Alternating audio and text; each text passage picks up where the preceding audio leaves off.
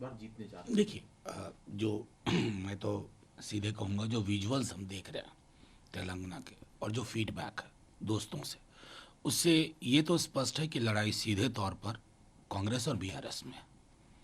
BJP के लिए कोई जगह नहीं है। और ये भी ऐतिहासिक तथ्य है ना कि सोनिया जी और तब की यूपीए सरकार इंस्ट्रूमेंटल थी कि तेलंगाना, जो कि कई वर्षों से वो मांग थी, तो वो ये मतलब दावा नहीं है, ये ऐतिहासिक तथ्य है। और दावे और ऐतिहासिक तथ्य में मैं समझता हूँ फ़र्क हम सबको करना चाहिए। रही बात बी टीम सी टीम, ये सारी चुनाव के टाइम में ये सारी चीज़ें समक्ष आती हैं। कई पार्टीज़ को ये भी तय करना होगा कि उनकी राजनीति की दिशा किसको फ़ायदा पहुंचा रही है, मैं यहाँ तक कहूँगा। सर, लेकिन सर, जो आरोप लगा रहा है कांग्रेस पार्टी पर कहीं ना कहीं कि जो आंदोलन के दौरान 369 युवाओं की मौतें हुई, उसका जिम्मेदार कौन है? देखिए, ये जब किसी भी राज्य का आंदोलन होता है तो उसके पीछे आपको इस तरह की चीज़ें मिलेंगी, चाहे छत्तीसगढ़ हो, उत्तराखंड हो। मैं समझता हूँ कि समकालीन मुद्दों पर ये चुनाव होना चाहिए। और ये तथ्य बीआरएस भी नकार नहीं सकता। मुझे स्मरण है कि एक दफ़े तो शायद चंद्रशेखर राव जी ने यहाँ तक कहा था कि तेलंगाना बन जाएगा तो मैं पार्टी को मर्ज कर दूंगा कांग्रेस में। तो कई ऐतिहासिक तथ्य हैं। अब इन तथ्यों से जाकर के कहाँ तक भूतकाल में आप लड़ेंगे। सर, एक गंभीर आरोप टीएमसी की सांसद महुआ मोइत्रा पर लगा है। डॉक्टर निशिकांत दुबे ने लगाया कि दर्शन हीरानंदानी के कहने पर उन्होंने बहुत सारे सवाल पूछे। 50 से ज्यादा सवाल तो सुरक्षा से जुड़े हुए थे। उनका जो आरोप है उसको लेकर के दर्शन हीरानंदानी ने एथिक्स कमेटी के सामने जो एफिडेविट दायर किया, उसमें भी कहीं इस बात की पुष्टि होती है। इस पूरे मामले में क्या देखिए, मैं इसको मानता हूँ कि ये हमारे समकालीन राजनीति में एक ऐसा मसला है जिसमें कई परतें हैं। यही हीरानंदानी साहब 3 दिन पूर्व कह रहे थे कि उन पर लगाया आरोप। तब कौन आरोप लगा रहा था? बीजेपी के जिन सांसद का आप जिक्र कर रहे हैं, वो कह रहे थे कि मेरे ऊपर लगे ये आरोप निराधार है। वो निराधार से 48 घंटे के बाद आधार पाते हैं। वो आधार पाते हैं या उन्हें आधार दिया जाता है या उनसे आधार लिया जाता है, ये सारी चीज़ें भी आएंगी। और मुझे सबसे आश्चर्य लग रहा है कि जो चीज़ें एथिक्स कमेटी के संदर्भ में वो मीडिया के समक्ष कैसे आ रही हैं, जाहिर तौर पर कि पूरे नियोजित तरीके से हो रहा है। और आखिरी टिप्पणी तो मैं ज़रूर करूंगा कि ये समझ, बाकी एथिक्स कमेटी तय करे, लेकिन ये तय हो गया कि इस देश के जिस नामचीन उद्योगपति की चर्चा है, उनकी पैठ बहुत है हर जगह। वो अपने पैठ का कब, कैसे, किस पर इस्तेमाल कर लें, कोई नहीं जानता।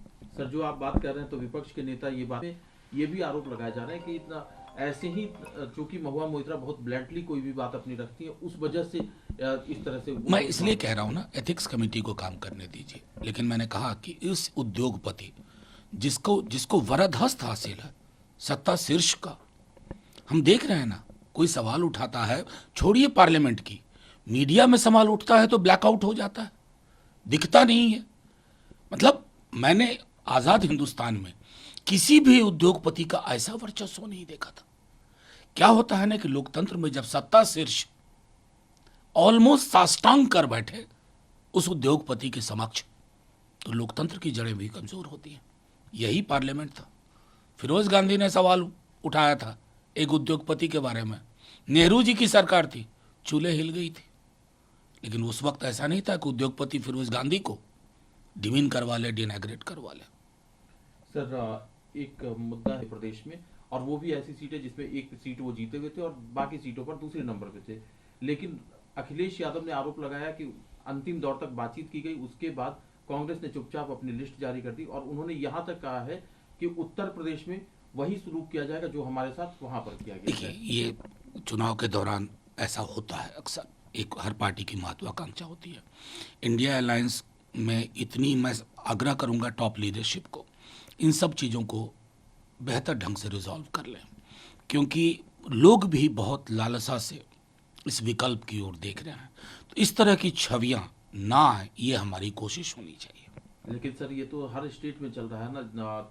पंजाब में भी कांग्रेस और आम आदमी पार्टी आप देखते रहिए ना, जो कुछ आपको छिन्न भिन्न होता हुआ दिख रहा है ना, कुछ भी नहीं होगा, सब ठीक हो जाएगा।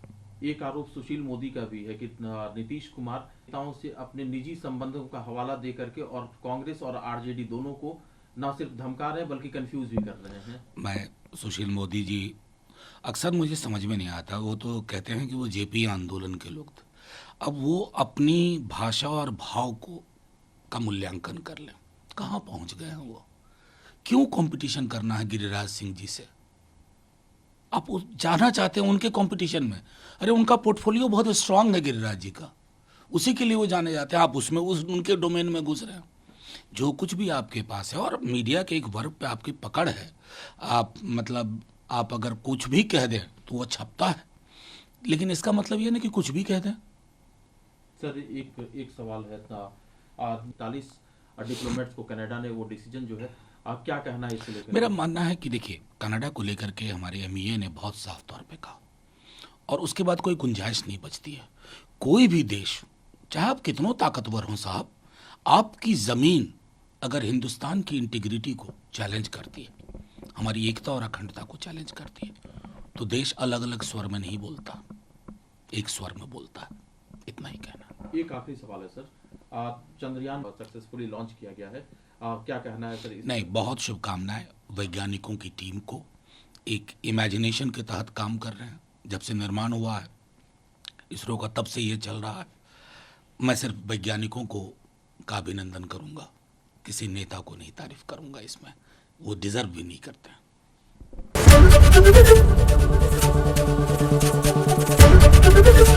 एबीपी गंगा, खबर आपकी, जुबान आपकी।